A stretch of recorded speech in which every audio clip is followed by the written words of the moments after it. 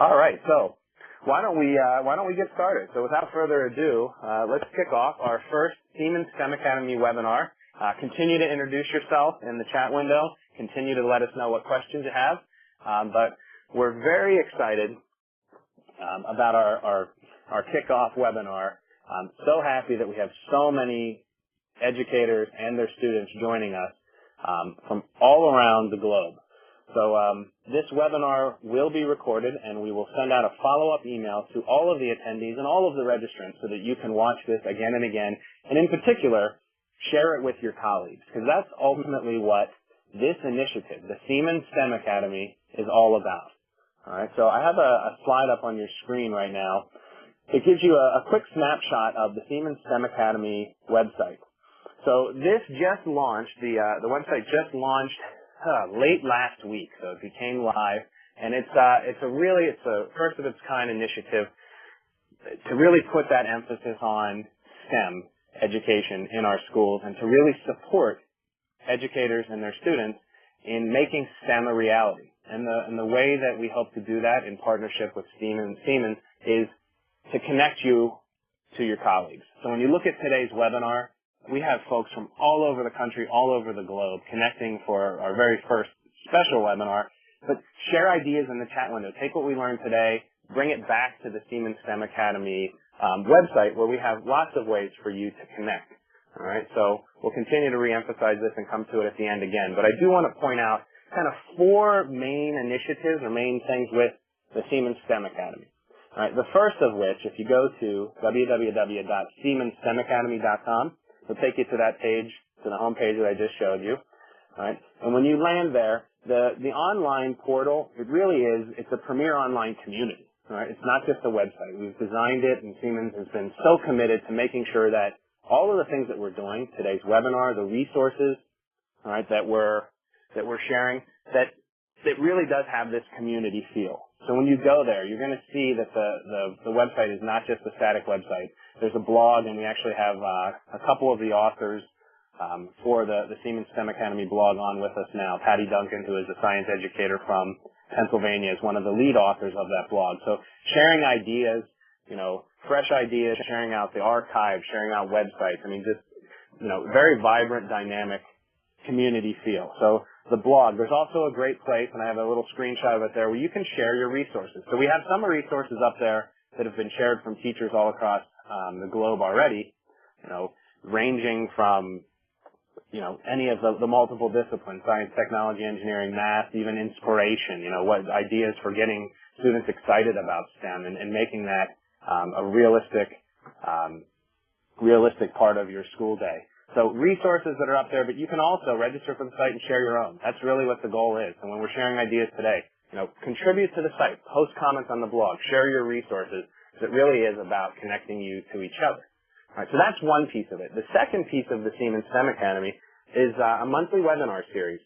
All right, and there's kind of two parts to this. The one is we're going to feature leading scientists, academics, and personalities, such as our very special guest today, which we're thrilled, to Dr. Michio Kaku, is going to kick things off for us. We're going to have a series of webinars designed to really get you thinking, get your students thinking, and inspire all of you to make STEM a reality. And then the other piece of that, we also are going to have a second strand where we do webinars specifically for educators, typically later in the evening, that are, a much more curricular focus, so maybe one on project-based learning, and how do I connect STEM? How does STEM connect with a tool like Google Earth?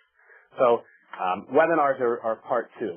Part three, which is really exciting, and anytime I've talked about this right now or in the past week, folks immediately email me, and you're welcome to do that as well. But if you go to SiemensSTEMacademy.com, continue to check there. The blog is going to be posted to every day, every other day. You'll see a little tab that says Institute.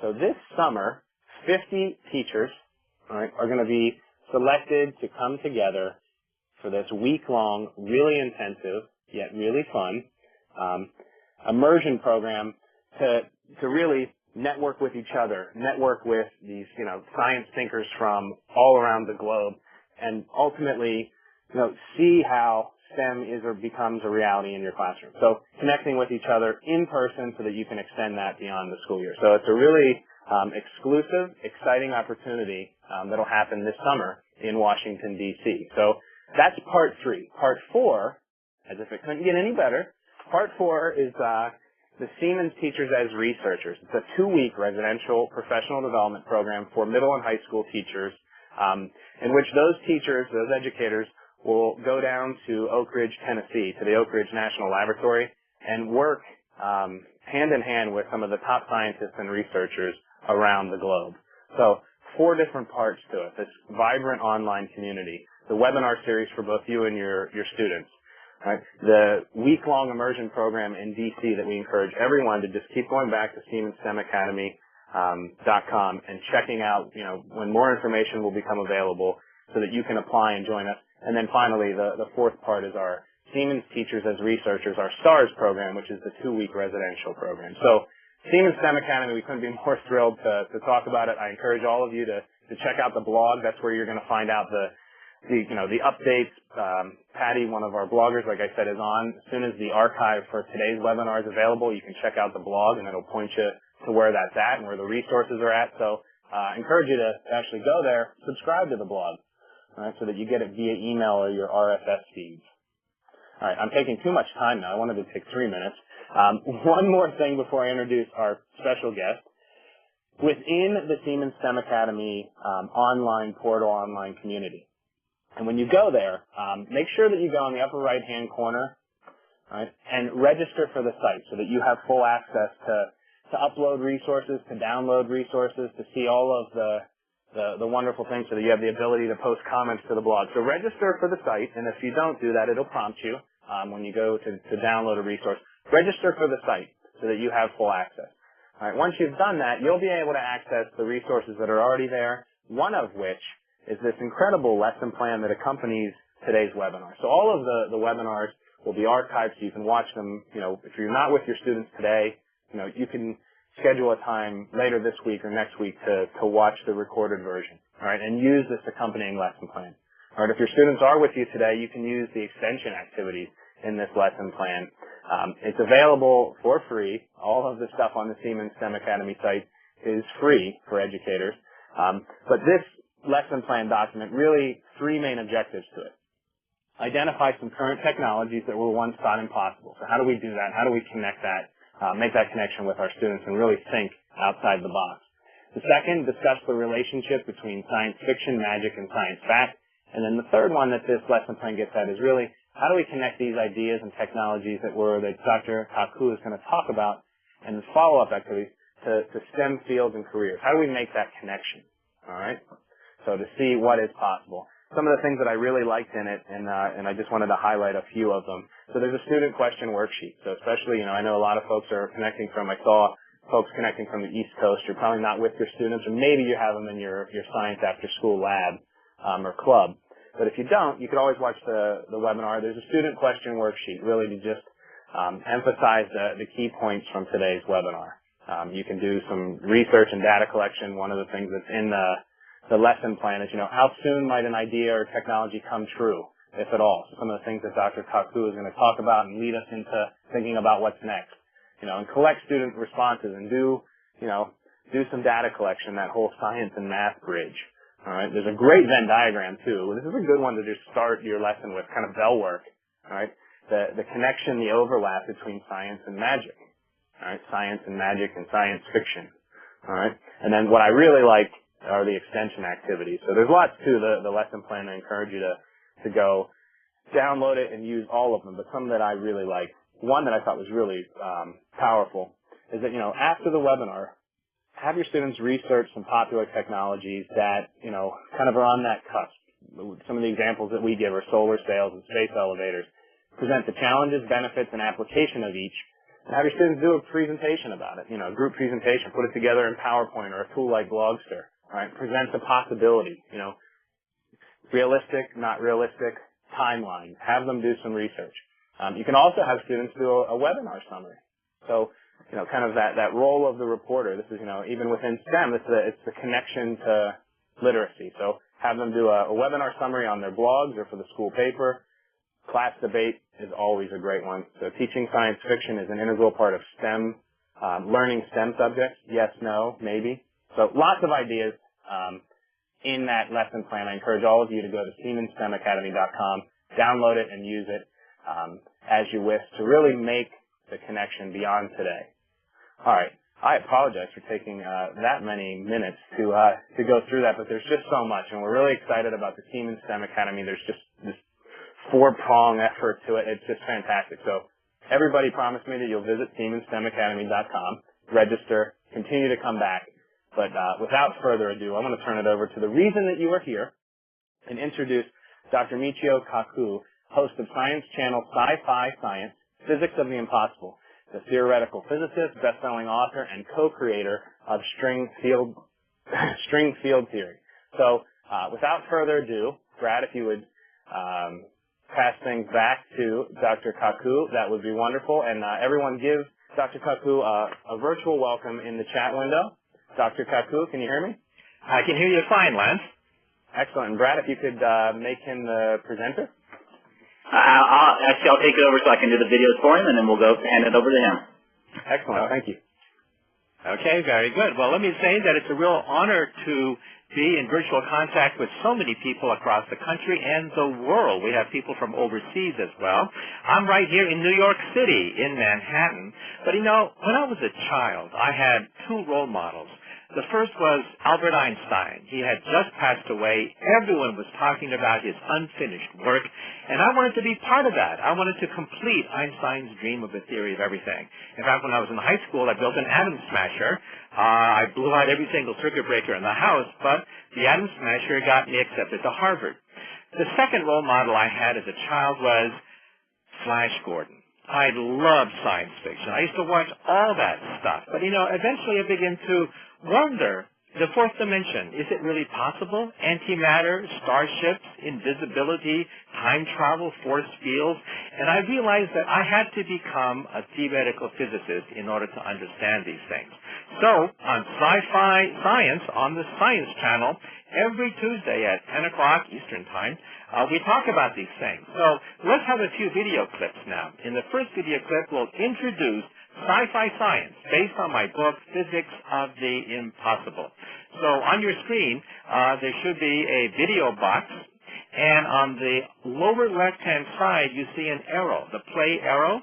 Why don't you hit that right now, and you can see the first clip advertising the entire series, Sci-Fi Science, Physics of the Impossible. Time machine. Invisibility cloaks. Starship. Visionary physicist Dr. Michio Kaku I'm fascinated with the future. has the building blocks to the future I present to you the Starship. in an all-new series that is turning sci-fi fantasy Creating a lightsaber is within our grasp. into reality. Join me as we explore Sci-Fi Science, an all-new series, Tuesday, December 1st at 10 p.m., only on the Science Channel. But the point I want to raise is that I'm a science fiction fan. However, what I do professionally is I work on trying to figure out what happened before the Big Bang. What happens at the instant you enter a black hole? What about time travel? Is it possible to bend time into a pretzel? These are problems that are addressed in string theory. I'm one of the founders of string field theory, and we think that one day this theory may answer many of these questions that are at the foundation of science fiction. Now we're going to go to the next video where we're going to talk about lightsabers. Every kid loves lightsabers, so now what I want you to do is, again, hit the play button, and you'll see the promo for the lightsabers episode on the Science Channel. Hit that button.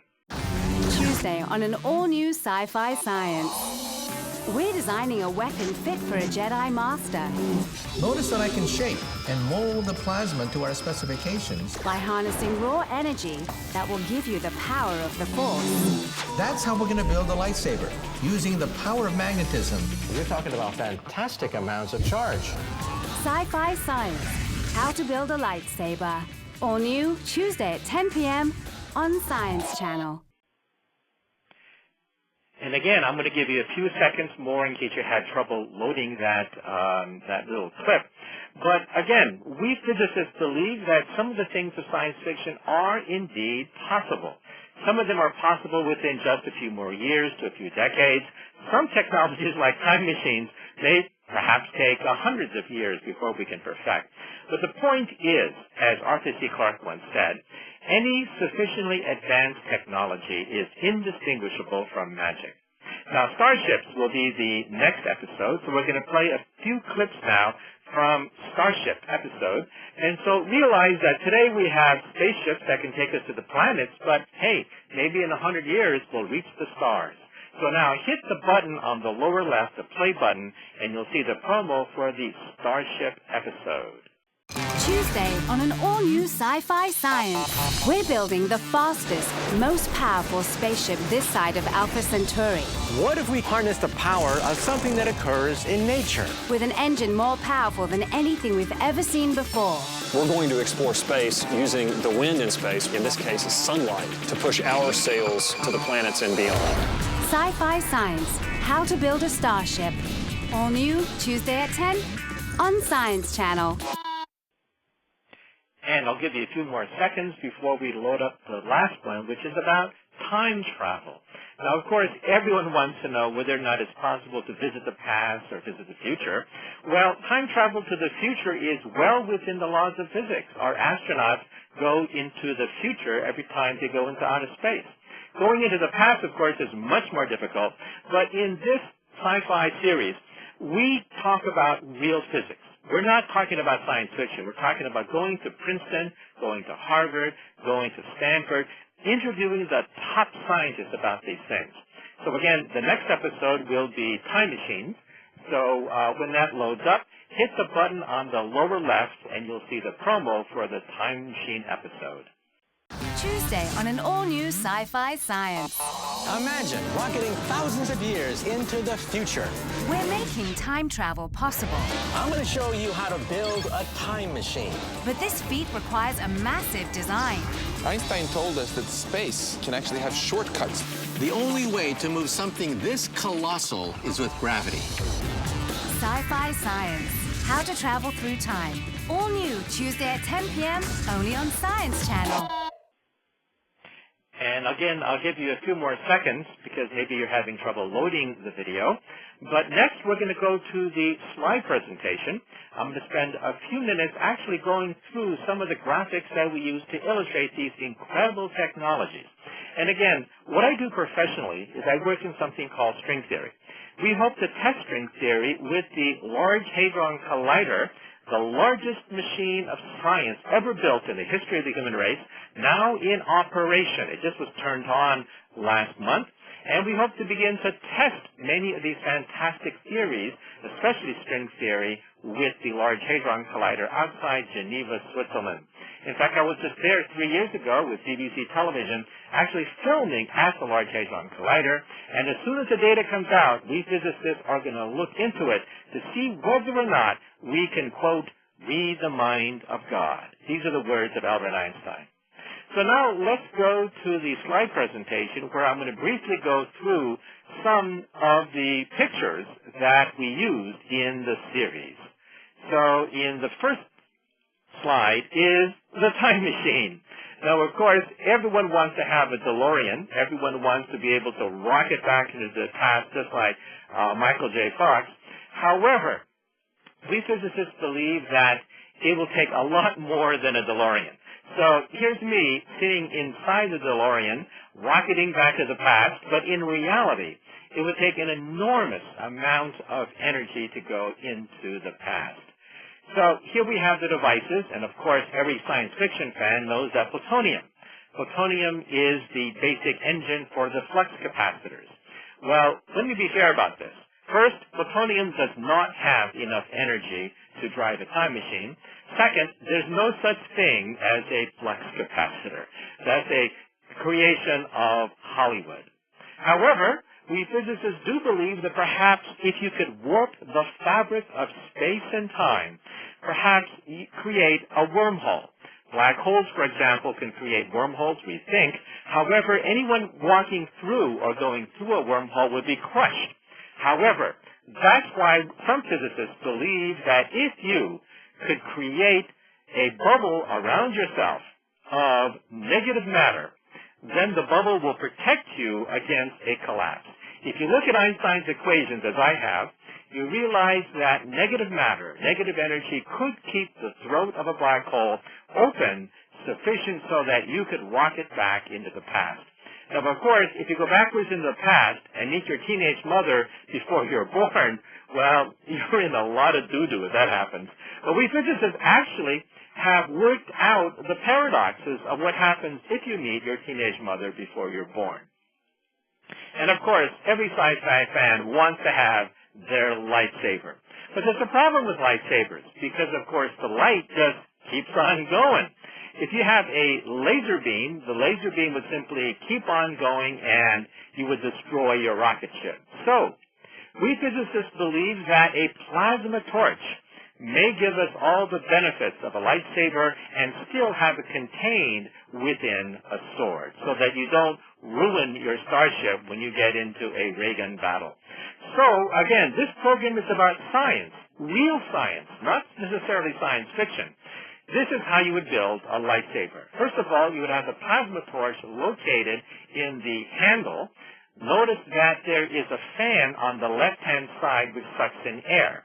Believe it or not, the basic ingredient of a plasma torch is air.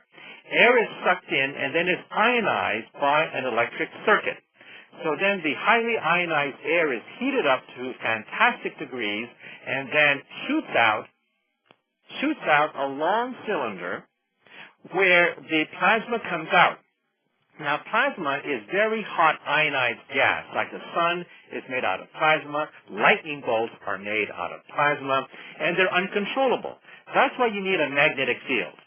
The circles here, shown on the right-hand side, are the magnets necessary to focus the plasma so that you can then slice through steel, just like in the movies.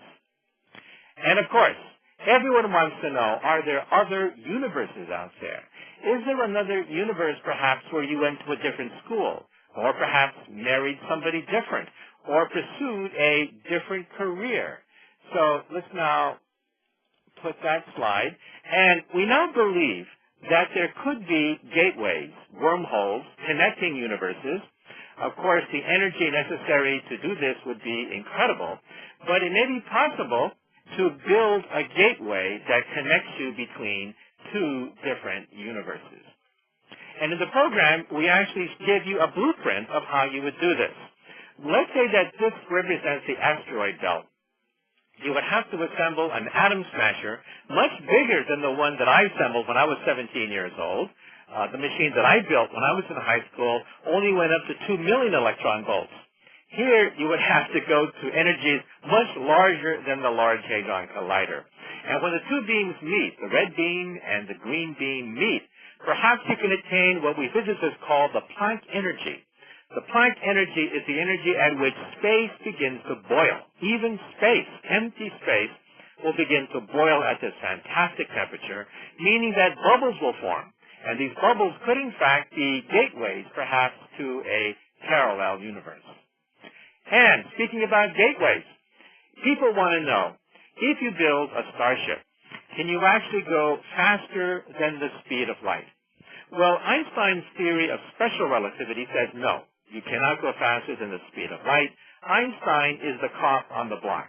However, 10 years later, Einstein proposed the general theory of relativity, much more powerful than the special theory of relativity. And the general theory of relativity has a loophole in it. Einstein himself was not aware of this loophole. It turns out that if you have enough negative matter or negative energy, you can create a warp bubble. This warp bubble compresses the space in front of you, expands the space behind you. So in other words, you don't really go to Alpha Centauri, the nearest star. Alpha Centauri comes to you. So when Captain Kirk gets into the Enterprise and gets into his warp bubble, he does not soar into the Alpha sector of the galaxy. Basically, the stars of the Alpha sector come to you. So space is compressed in the forward direction and expands behind you. That's the basic mechanism that is used to create, perhaps, a warp engine that'll take us faster than the speed of light. And again, this solution of Einstein's equations is a very recent one. A friend of mine, Professor Alcubierre in Mexico, was the one who showed that this is a solution of Einstein's equations. However, to be fair, the energy necessary to create this warp bubble is astronomical.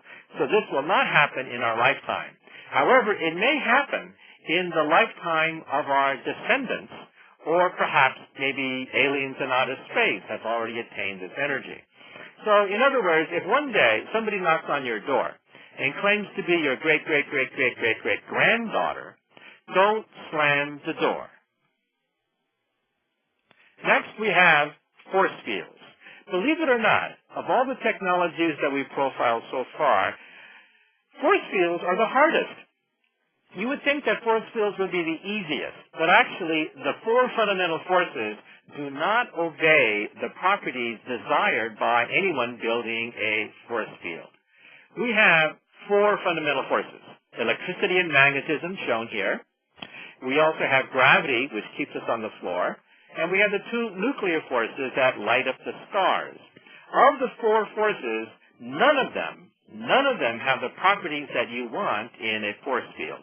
So for this episode, we have to create our own force field, a combination of lasers, nanotechnology, different kinds of materials that are impenetrable.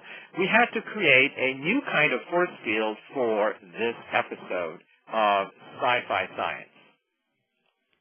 And of course, one thing that we all want is a teleporter. If you had a private teleporter, you could solve the energy crisis. You'd be able to zap your way across continents. You wouldn't need an airplane. You wouldn't need a car. You wouldn't need a bicycle or a train. You'd simply zap yourself across. Now, we went to the laboratories at the University of Maryland where they actually can teleport individual atoms. Individual atoms have been teleported. However, large objects like you and me consist of an enormous number of atoms, perhaps 10 to the 26 atoms, for example. And the information necessary to catalog the location of all these atoms is incredible. So quantum teleportation, something that already exists, something that has been done in the laboratory for the past 10 years, something that we have photographed in the Science Channel series, quantum teleportation is too awkward to teleport large objects. So in this episode, what we did was we took another technology, and this other technology is the technology of MRI scans. One day, we will have an MRI scan that can photograph not just the inside of your body, but the molecules that make up your body, and with that information, perhaps zap you across continents. Well, enough of this. What I'd like to do now is throw the lines open, and you can ask questions about the series. You can ask questions about physics. You can ask questions about science.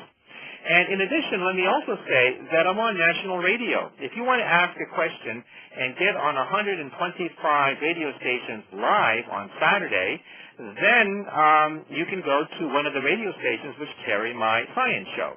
Go to mkaku.org, www.mkaku.org, and it gives you the list of 125 radio stations around the country. I take live phone calls.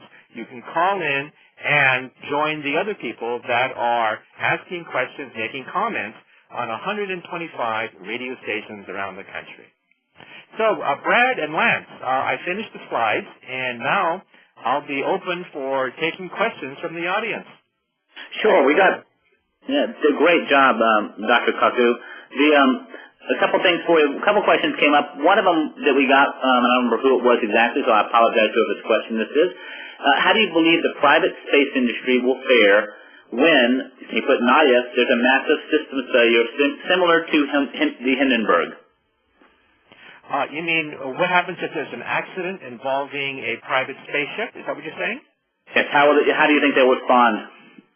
Oh, well, when the Hindenburg exploded many, many decades ago, hydrogen gas used to inflate the Hindenburg no longer became the gas of choice. We switched from hydrogen, which is highly explosive, to helium. So helium gas is the gas of choice that we use to inflate our dirigibles. And maybe one day we may have an accident with regard to the commercial space industry as well. Let me explain. It costs $10,000 to put a pound of anything into orbit. That's the price of gold. So imagine your body made out of solid gold. That's the cost of putting you into orbit. Now, private industry has created Spaceship One and Spaceship Two, where you can now pay money, about 10% of the normal cost, to get into outer space. But that's $200,000. So if you have a spare $200,000, you too can take a ride into outer space with Spaceship Two. However, let's be fair about this. 1% of the time, we have booster rocket malfunction, meaning that astronauts will die in case of an accident. So if you pay $200,000 to take a ride into outer space with Spaceship Two, the first commercially available rocket ship to outer space, just realize that perhaps 1 or 2% of the time you may not make it back. All right. Another question we had out there came from someone about the warp bubble you were talking about. And the question is, how would inertia be affected with a warp bubble theoretically used to attain warp speed? Well, you would think that there would be lots of inertia within this warp bubble, that inside you would feel all the stresses and strains, you'd be crushed to death. Wrong. When you actually look at Einstein's equations and actually put in a shell of negative matter, you find out that the inertia inside the warp bubble is zero. So believe it or not, and this is hard to believe, but there are now films animating this process. If you are inside the warp bubble, you feel nothing. The stars go whizzing by, just like in Star Trek, just like in Star Wars. Hollywood got it right. You see the stars whizzing past you, but you yourself do not feel any acceleration. You don't feel yourself thrust to the back like you would with an ordinary jet plane or like a roller coaster ride where you have inertia. So believe it or not, there is basically no inertial forces on your body as you accelerate faster than the speed of light. The trick, of course, is to create the warp bubble. And this is where we physicists are still trying to work out the mathematics.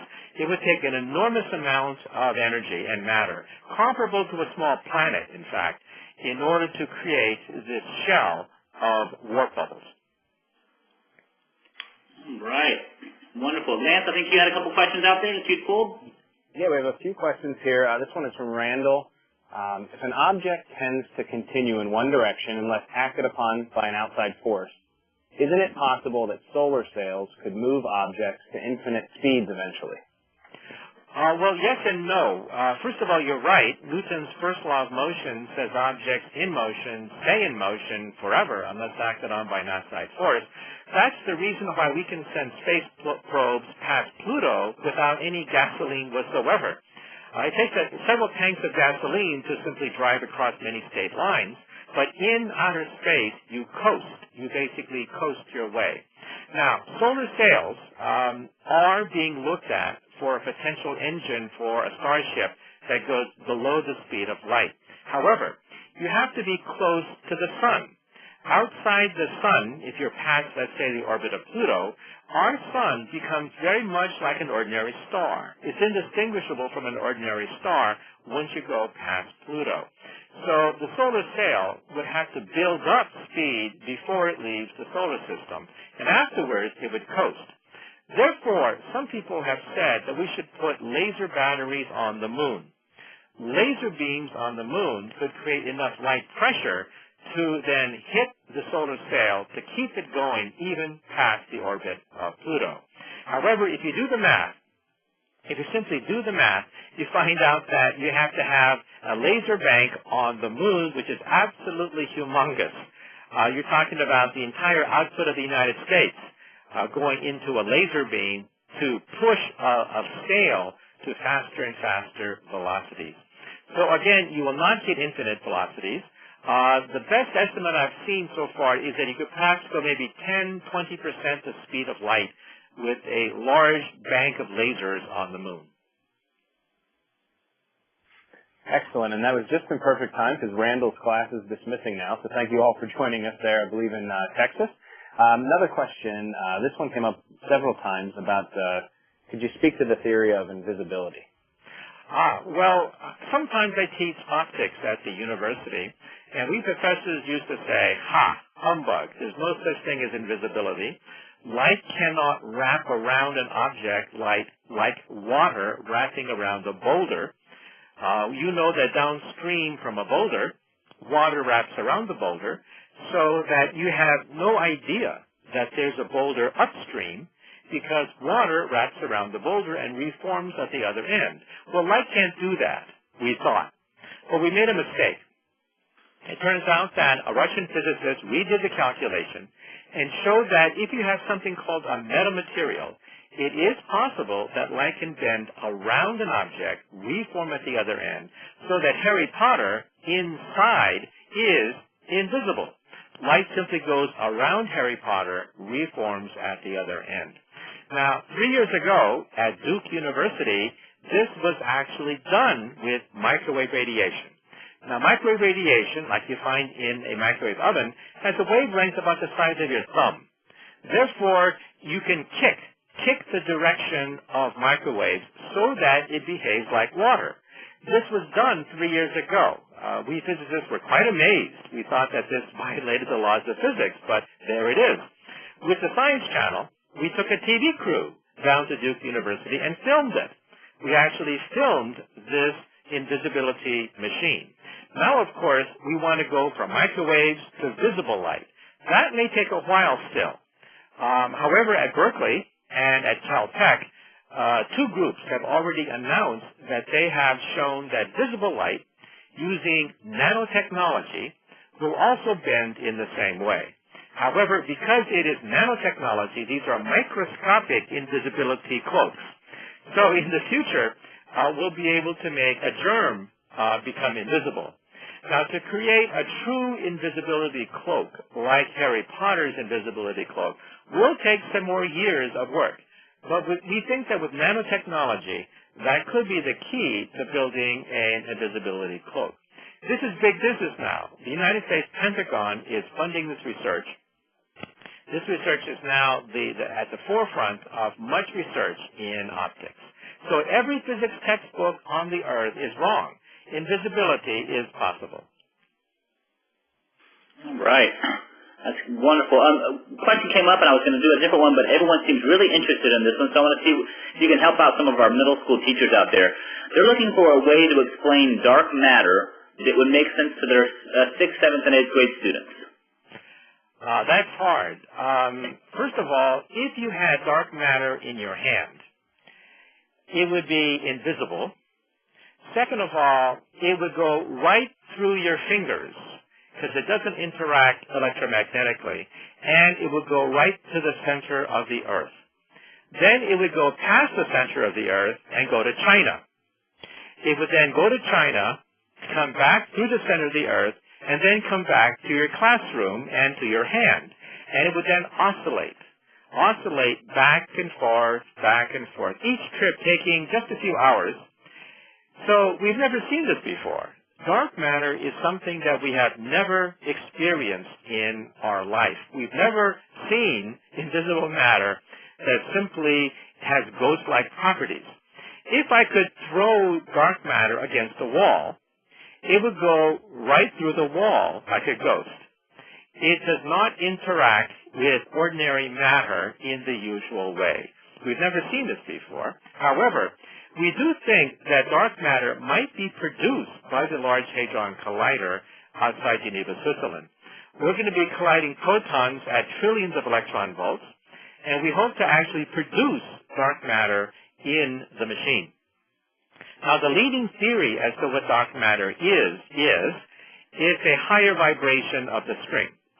We think that everything around us, trees and books and people and cars, everything around us is nothing but a bunch of vibrating rubber bands. These are vibrating strings. However, strings can have a higher octave, higher notes. We think that dark matter is nothing but a higher vibration of the string. So at the Large Hadron Collider, when we smash two protons together, it's like smashing two strings together to create a higher octave, a higher vibration of the string. That is one of the goals of the Large Hadron Collider. But it's very difficult to explain dark matter because we have no experience with this. But it outweighs ordinary matter by a factor of 10. There's over 10 times more dark matter than there is ordinary matter. Wonderful. I think I've got some good feedback in the chat window about that. That seemed to help. And another question came out is, what are the major hurdles to a workable space elevator that has been talked about in different science fiction areas and in real life? A space elevator is like Jack and the Beanstalk. The Beanstalk goes to heaven, held up by heavenly forces, and then Jack climbs up the Beanstalk and goes into the clouds. That's a space elevator. We once thought it was impossible, but if you do the math, it turns out it is possible to build a space elevator. In fact, 100 years ago, a Russian scientist was watching the Eiffel Tower being built, and he said, why not simply continue the Eiffel Tower into heaven? He took out a sheet of paper, did the math, and he was rather disappointed. It turns out that a space elevator has to have steel much stronger than ordinary steel. So think of a ball on a string. A ball on a string does not fall down because of centrifugal force and centripetal force. So now think of your hand as the Earth and the ball on the string as a space elevator. So the space elevator then rotates around 24 hours a day. That's the rotation of the Earth, 24 hours a day. So the ball never falls down. That's a space elevator. But you can calculate that the strength of the elevator has to be stronger than steel. So for 100 years, we thought that space elevators were impossible. We don't think that anymore. We now have what are called nanotubes.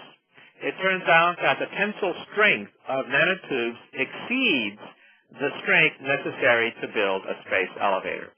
So in principle, a space elevator is possible, meaning that instead of costing $10,000 a pound to put you into orbit, it may cost maybe 1% of that, maybe $100 a pound to put you into orbit around the Earth.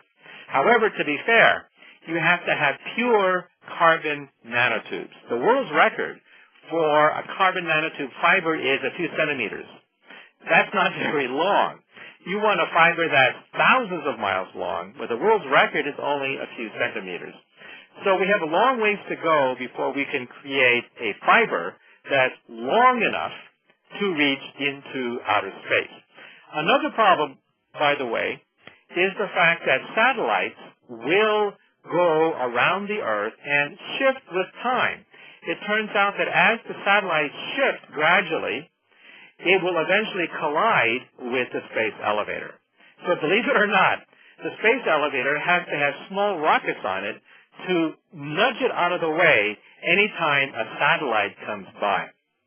So that's another problem with the space elevator is potential collisions with satellites. So again, a space elevator may take decades into the future, but if we can create carbon nanotubes that are thousands of miles long, then we might be able to get into an elevator, push the up button, and go into outer space. Wonderful. Another question that came up is about parallel universes and the wormhole. Is there a discernible boundary between the universes? The answer is no. These other parallel universes could be a fraction of an inch away from us. In fact, some people in my field, in physics, in string theory, believe that there could be a parallel universe hovering just above us, fraction of an inch away from us. So think of two parallel sheets of paper, and think of ants living on the bottom sheet of paper. They would spend their entire life on the bottom sheet of paper, not realizing that there's another sheet of paper just above them in a parallel universe. Now, these ants in a parallel universe would be invisible.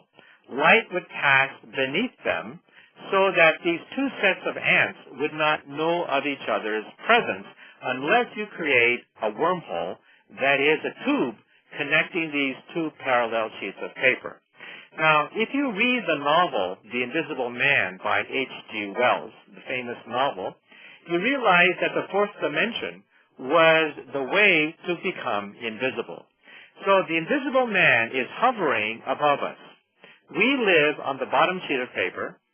The invisible man lives just above us, and light passes beneath him. And because light passes beneath him, he is invisible. And in fact, some people think that that's what dark matter is. The other theory as to what dark matter is dark matter could be ordinary matter hovering just above us like the invisible man in H.G. Wells' famous novel. So if you have a galaxy, for example, hovering just above us in the fourth dimension, then we would feel the gravity. Gravity does hop across universes, but ordinary matter cannot. Therefore, the galaxy would be invisible, just like the invisible man, but you feel its presence because it has gravity. Now, doesn't that sound like dark matter? Dark matter fits the bill. It's invisible, but it has weight. And that's exactly what a parallel galaxy would have if it hovers just above us. And again, we hope to test this idea with the Large Hadron Collider. This is big business. We're no longer talking about dinner table conversations and speculation. 10 billion euros, about $14 billion, is being spent on the Large Hadron Collider to answer many of these questions. That is great. Again, I want to thank Siemens for, and the Siemens Academy for promoting and hosting the webinar that we've got going on today. Another Dr. Kaku is,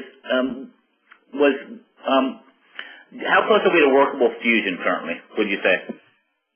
The current joke is that every 20 years, fusion scientists say that fusion is 20 years from now.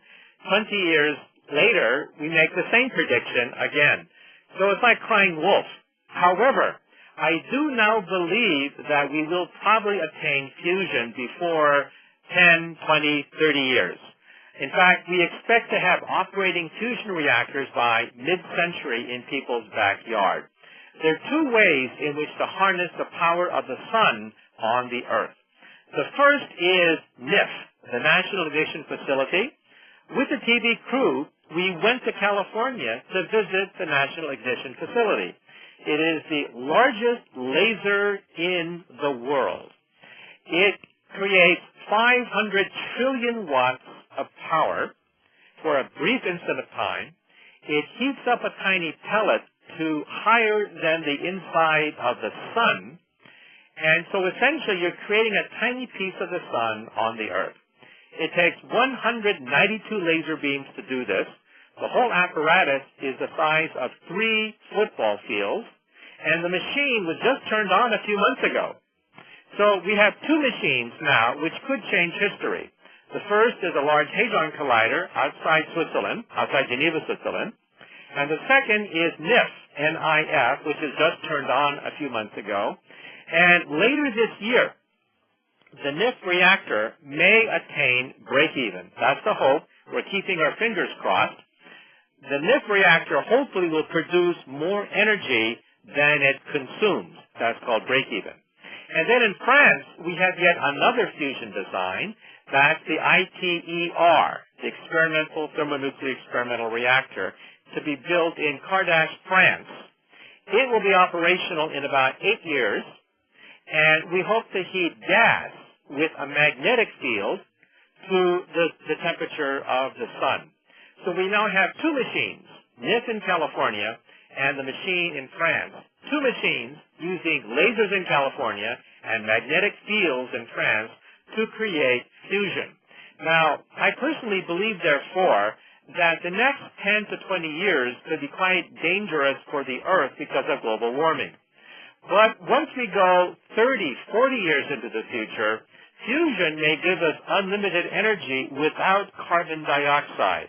So there is still hope So I think that the danger period for carbon dioxide production is the next 10 to 20 years while we still don't have fusion. All right. I think we've got one more, and then we will pass it back over to Lance to finish up for us. One of the questions that came out there just a minute ago is someone said they were reading about tying light into knots and was wondering what that was about.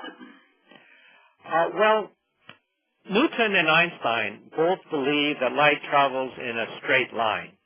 So now we believe that we can play with light, we can stop light, in fact, and maybe even make it go into a pretzel. For sci-fi science, we went to Harvard University where they actually do this. They actually stop light. So we thought that that would be a potential use for a lightsaber because you could stop light. Now, here's how it works. If I take light that travels between atoms, it travels at the speed of light. So Einstein was right. Between atoms, light travels at the speed of light in the vacuum. But once light hits an atom, it's absorbed by the atom, and then it's re-emitted in the forward direction. So there's a time delay. The light beam is absorbed by the atom, where it's held for a brief amount of time, and then it shoots out the other direction. Therefore, it appears as if light has slowed down. Now, light didn't really slow down. What slowed down is the fact that light was captured by an atom and then re-emitted the other end. So we took a film crew to Harvard where we filmed this process. You can actually slow down the apparent speed of light inside a substance, and you can actually stop light. Light will be absorbed by an atom. Light stops for a few seconds, and then it shoots out the other end. Now, we asked the physicist there, is this suitable for a lightsaber? And unfortunately, he said no, because it turns out that light begins to diminish in intensity after a few seconds. So the light would gradually disappear after a few seconds. So instead, that's why we went for a plasma torch as the design for a lightsaber. Now, in addition, you can also make light go into a pretzel, or make curlicues, or have light do all sorts of different kinds of shenanigans as it goes from point A to point B. Fiber optics is the simplest way to do this. Light is trapped inside glass. It actually bounces off the inside surface of glass, and it's trapped. That's called fiber optics.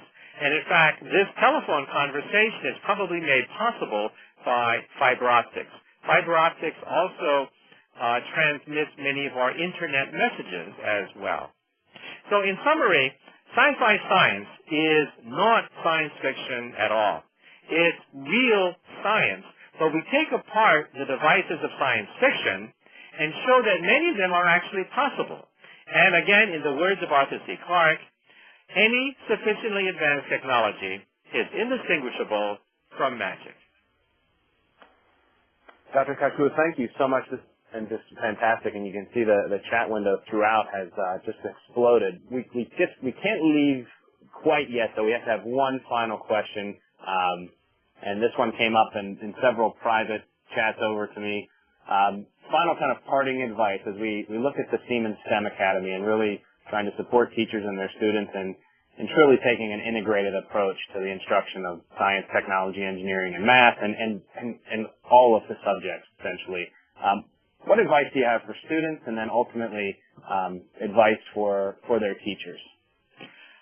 Well, the first thing for young kids is to keep the magic alive. When I was a kid, I was thrilled to think about these topics. The fourth dimension, antimatter, starships, warp drive, the thrill of being able to learn physics that will then begin to answer these cosmic questions. So the first thing is keep the magic alive. The second thing is, however, let's be fair about this, you have to hit the math. Mathematics is the language of Mother Nature. You can wonder about the incredible diversity and splendor of Mother Nature, but the language of Mother Nature is mathematics. And unfortunately, that's where we lose a lot of people, especially in junior high school. Those are the danger years. All of us are born scientists. All of us are born wondering why the sun shines and where did life come from. We're born scientists. But then it's drummed out of us once we hit junior high school. So my attitude is keep the faith. Realize that if you want to know the secrets of nature, you have to know the secrets of mathematics. That is the language that Mother Nature speaks. So when I was watching Flash Gordon, I said to myself, hey, if I want to learn whether or not ray guns and starships are possible, I'm going to have to hit the books. Excellent parting advice, and thank you again. A virtual thank you in the chat window for just a fantastic kickoff webinar for the Siemens STEM Academy. And some housekeeping stuff. We will make this available to all the attendees and anyone who registered actually that couldn't make it and maybe got called into lunch duty. So if you go to the Siemens STEM Academy, so www.siemensSTEMacademy.com, and go under Teacher Resources or just look at any point for the webinar today. Check out the blog. Patty Duncan will have a fresh blog post up kind of summarizing today's webinar. We will convert the webinar so that you can show it to your students again and again, share it with your colleagues, because again, ultimately that's what the STEM Academy is about, connecting teachers to each other so that you're your best resource. We also have the lesson plan, so the follow-up extensions. If you're touching it with your students next week, you can do some of the pre-activities as well. So visit SiemensSTEMacademy.com for the archive, for the blog. Come back again and again. We're very excited, and Dr. Kaku, thank you so much for kicking things off for us. Again, thank you. Okay, my pleasure. Take care, everyone. If you have any questions, put them in the chat window. Otherwise, have a wonderful night, and we look forward to seeing you on the next Siemens STEM Academy webinar. Visit the site. We'll talk to you soon. Take care.